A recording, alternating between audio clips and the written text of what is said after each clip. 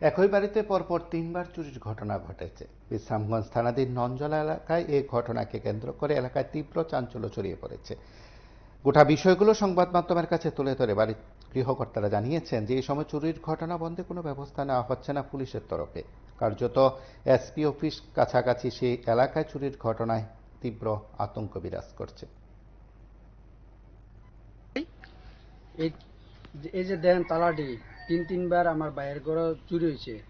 হ্যাঁ, এই rod photo লয়ে গেছে গা। আবার এই ঘর থেকে এই স্ট্যান্ড পাকা, এরপরে সেলু 30 কেজি চাল আসছিল, এটি নিয়ে গেছে।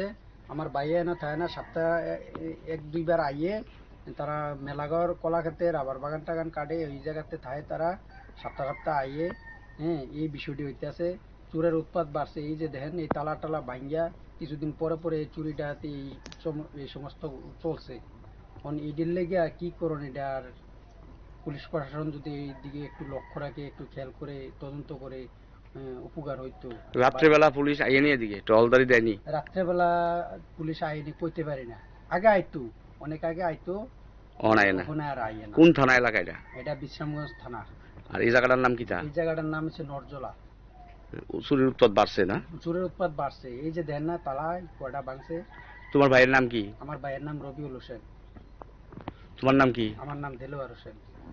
তাহলে এই বাড়িতে থাকে তো এমনি তোমার ভাইয়ের ছেলে? থাকে, এই তো ছোট মানুষ থাকে। এখন তোমরা কি চাইতেছো পুলিশ প্রশাসনের কাছে? আমরা চাইতেছি পুলিশ প্রশাসন এটা তদন্ত করে যদি খোঁজখবর পায় বা বার করে দিতে পারে, এটা তো আমরা উপকার হইলো, বাইরের উপকার হইলো। নইলে দিন দিন বাড়বই চুরি। আর দিন তো চুরি বাড়তে আছে। পুলিশ যদি এটি না ধরে তাহলে তো চুরির সংখ্যা আরো বাড়বো, আরো বাড়তে আছে। হ্যাঁ, এরপরে মদ টদ খাইয়া ট্যাবলেট খায়, এইসব চুর এই রাত্রেবেলা অনেকটি এইরকম প্রায় সময় পাওয়া যায়। রেল রাস্তার সাইডে বাইডে এই রাস্তাতে চলাচল করে এইসব ঘটনা হইতেছে। পাহাড়ের ভিতরে অনেক মানুষের ওই বাড়িতে তারার কলার ছুরি লইয়া জায়গা, এমন হাঁস নেগা, এমন প্রচুর অনেক বাড়িতে চলছে এমন ঘটনা। শুধু আমরা বাইরের বাড়িতে না, শুধু সব পাড়ার ভিতরে অনেক বাড়িতে এমন চলছে। এই বক্তব্য আমি আপনারা শুনলেন সেখানে চুরির ঘটনাকে কেন্দ্র করে